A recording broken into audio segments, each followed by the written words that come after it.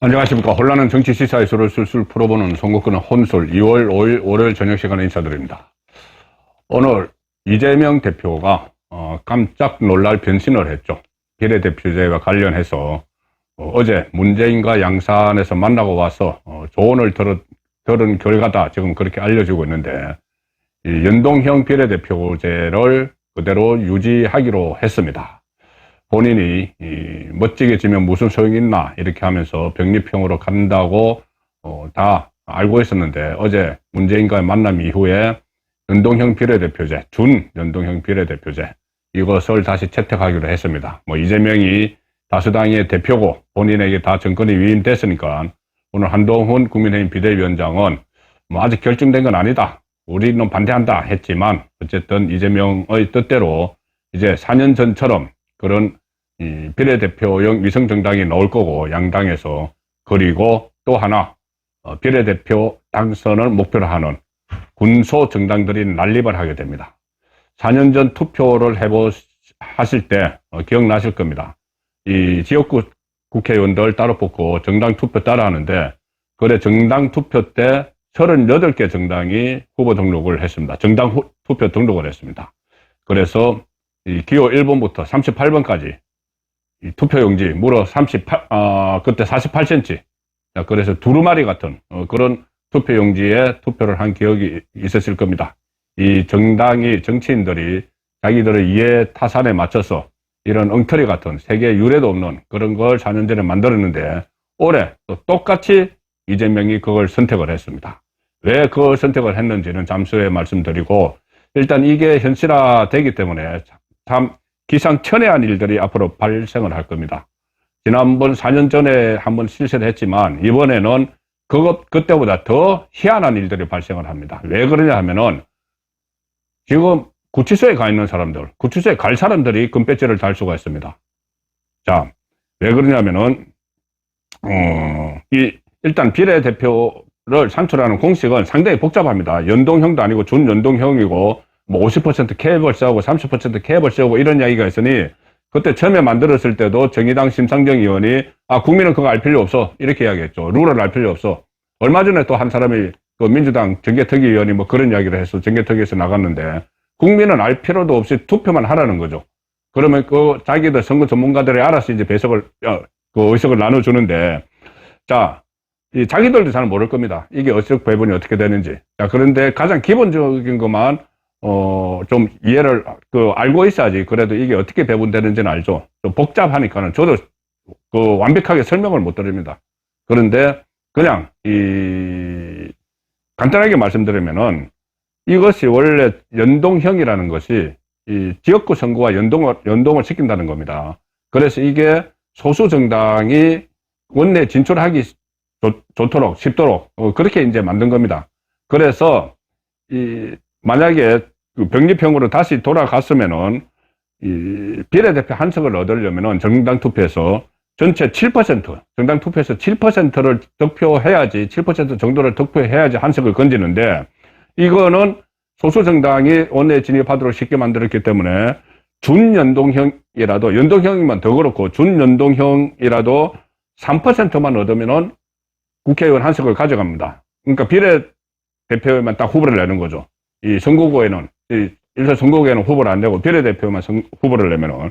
그래서 4년 전에도 그 덕분에 이 국민의당, 안철수의 국민의당이 그때 지역구 선거 후보 안 냈습니다. 국민의당도 준연동형이 되니까는 굳이 지역구에 당선될 가능성도 없는데 선거 후보 안 내고 비례대표만 냈죠. 그때 6.79% 받았는데 3석 가져가 버렸습니다. 3석. 이게 근역별이면은 제가 좀 전에 7%가 한석 정도 한다고 했죠. 근데 6.79%를 3석 가져가 버렸죠. 그리고 또 더불어민주당의 이중대 위성정당이었던 그 최강욱하고 김의겸 탄생시킨 열린민주당은 5.42% 정당 투표 받았는데 3석 가져가 버렸습니다. 원래 7% 돼야지 한석이 되는데, 그 병립형이라면은. 자, 이 상황이면은 그러면 수혜자들이 줄줄이 생길 수가 있다는 거죠. 이준석이 아마 여기 최대 수혜자가 될 수가 있습니다. 제가 일전에 이재명이 병립식으로 바뀌면은 이준석이 뒤통수를 맞는 거다 그렇게 했는데 이제 병립식으로 안 바꾸고 연동형으로 그대로 한다니까 그러면 이준석이 최대 수혜자가 됩니다. 이준석 신당은 지금 이낙연과 같이 하느니 또 아니면은 뭐 조홍천 의원과 같이 하느니 하지만은 결국은 저는 제가 판단할 때는 이준석은 이렇게 특히 이 병립형으로 안 가고 비례대표용 그 정당을 만들 수 있는 준연동형을 유지하기로 했기 때문에 이준석은 비례대표 정당으로 갈 가능성이 상당히 높습니다. 그러면 최근에 이준석 신당에 대한 여론조사를 해보면은 한 3%, 4%에서 지금 많이 떨어졌습니다. 한때 많이 나갈 때는 뭐 7%, 8% 이야기도 했는데 한 3, 4% 나오죠. 3, 4% 나오면은 이 상황에서 이재명이 바꾼 대로 하면은 지지율 3% 정도면 한석이 가능합니다. 그런데 한석 가능한데 비례대표는 1번은 여성이죠. 아마 양형자하고 같은 양형자를 줘야 되죠. 그럼 2번이 이준석인데 그러면은 한 4, 5% 정도 하면 이준석도 배치 달 수 있다는 이야기죠. 자, 그래서 이준석이 뭐 주변에 나는 이번에 어떻게 해서든지 국회에 들어간다. 물구나무 서서라도 들어간다고 했다는데 실제로 이준석이 그 국회에 들어갈 수 있는 길을 이재명이 결과적으로 만들어준 그 꼴이 된 것이죠. 그러면서도 이준석은 지금 짐짓 이재명을 비판을 합니다. 뭐 비례대표용 위성정당을 만든다 이런 것까지 비판을 하지만은 속으로는 아마 쾌재를 부르고 있을 겁니다. 이준석은 또 속으로 쾌재를 부르는 사람 일단 두 사람 확실합니다. 누구냐? 구속되어 있는 송영길, 돈봉투 사건으로 구속되어 있는 송영길, 그리고 2월 8일 날 자녀 입시 비리 문제로 2심 재판을 받아서 법정 구속될 가능성이 상당히 높은 조국, 이 두 사람이 지금 송영길은 구치소 안에서 정당을 만든다고 지난 3일에 강주에서 발기인대회까지 했습니다. 정당 이름 다 아시죠? 정치검찰해체당. 이런 코미디 같은 정당을 만든 사람도 지금 배지를 다시 달 가능성이 있습니다. 송영길은 뭐 5선인가 했죠. 근데 다시 이 구속 상태에서 배지를 달 가능성이 있죠. 물론 이것이 나중에 재판받아서 대법원에서 확정되면은 또 배지 날아가겠죠. 그래도 어쨌든 배지 답니다. 코미디입니다. 코미디.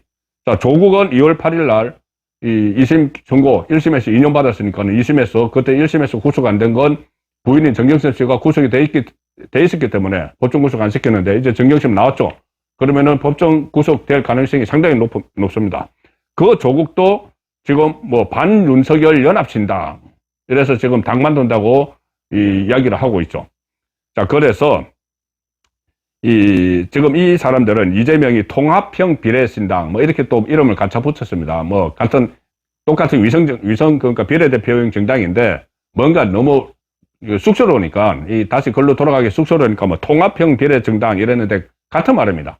어쨌든 그 비례대표형 위성정당을 만들겠다고 했는데 민주당이 만드는 그 위성정당 안에 조국이나 송영길이 만드는 당, 뭐 반윤석열 연합신당이든 정치검찰 해체당이든 이게 그 안에 스크림을 짜서 통합 그 신당 안에 다시 들어갈 수가 있습니다. 그건 나중에 선거 끝나면 다시 이제 내보내죠. 그러면 비례대표는 자기가 탈당을 하면은 배지가 날아가니까는 2020년에도 그랬죠. 배지 유지하기 위해서 탈당이 아니고 출당을 시키는 그런 형식으로 어쨌든 변칙적으로 해서 또다시 배지를 달고 밖으로 나오게 됩니다. 그렇게 같이 스크럼을 안 짜더라도 독자 신당을 만들어서 출마를 하면 좀 전에 말씀드렸던 대로 3% 받으면은 1명, 5% 정도 받으면은 3명까지. 그러니까 기호 2번, 뭐 조국이 1번에 여성을 하고 뭐 조국이 2번하고 또 저 송영길당은 송영길이 2번하고 그렇게 해서 정말 기상천외한 희한한 일들이 벌어질 수가 있다는 겁니다. 실제로 이게 현실화될 겁니다. 그때 2020년에도 뭐 최강욱, 김의겸 이런 사람들이 그때 더불어민주당의 위성정당은 더불어시민당이었는데 거기서 17석인가 차지를 했죠. 그거 외에 이중대가 있었습니다. 열린민주당 해서 거기서 최강욱, 뭐 김의겸 다 당선이 됐죠. 그때 정봉주하고 손혜원이 당을 만들어서 자, 이번에도 그런 사태가 지금 벌어지기 때문에 이 옥중에서 당선돼서 국회의원께서 지금 당선돼서 옥중에서 아마 배지를 금배지 전달받는 근데 나와서 선서는 못하죠. 어쨌든 그런 상황도 지금 벌어질 수가 있습니다. 물론 나중에 대법원까지 확정이 되면은 또 그게 배지가 박탈당하고 뭐 그 다음에 뭐 성계를 다른 사람이 하고 뭐 그렇게 하겠지만은, 자, 이것 보니까 추미애, 한창 추미애 신당 이야기 있었죠. 그런데 이게 근역별 그 변경평으로 가면은 이 뭐 추미애 신당 만들어도 지역구에 당선돼서 이렇게 할 가능성이 없으니까는 아예 접었는데, 이게 다시 연동형으로 되면은 추미애 신당 다시 만들 수 있습니다. 추미애는 지금 지역구에 출마하기 위해서 계속 그 문재인 또 노영민, 임종석 이 각을 막 세우고 있죠. 그래서 문재인에게 이재명에게 어떻게 잘 보여서 뭐 시체말로 잘 보여서 어떤 지역구 하나를 받으려고 하고 있었는데, 이렇게 되면은 본인이 당 만들면 됩니다. 그럼 본인은 여성이니까 1번이죠. 그럼 3%만 받으면은 국회의원 배치 다시 다는 겁니다. 그리고 또 지금 우리가 예상하지 못하는 이외의 인물들, 자기가 나름대로 어느 정도 팬덤을 가지고 있다고 생각하는 쪽에서는 또 비례대표를 만들 수가 있죠.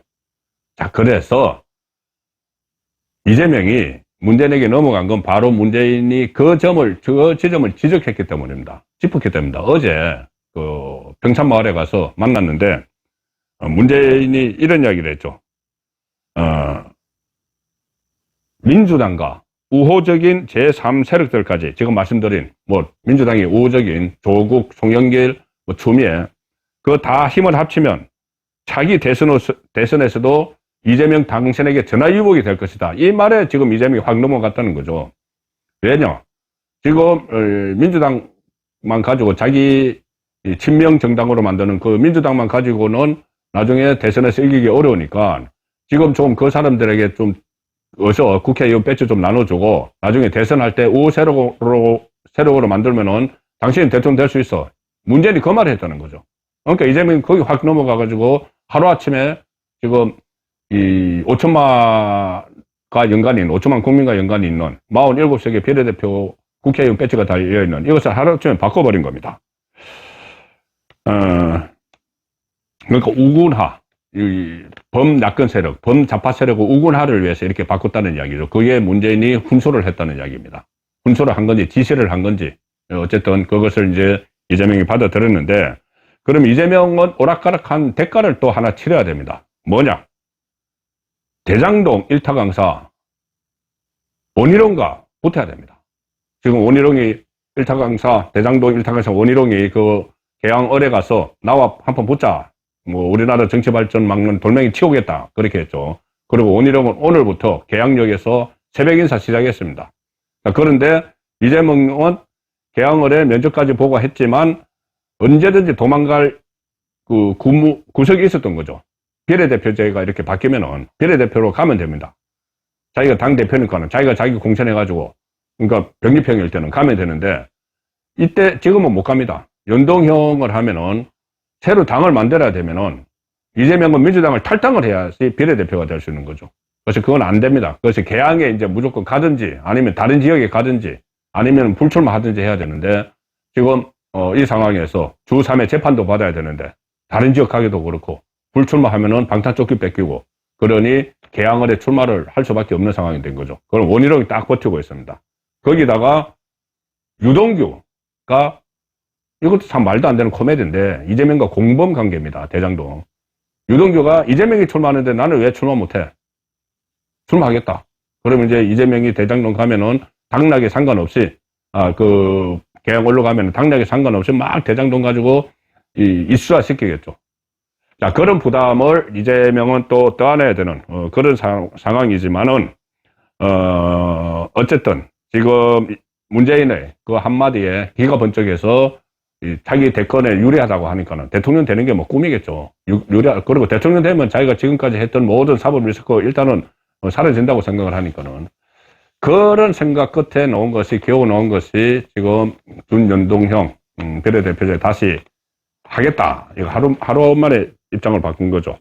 그렇게 되니 희한한 일들이 거기에 부수적으로 따라 붙는다.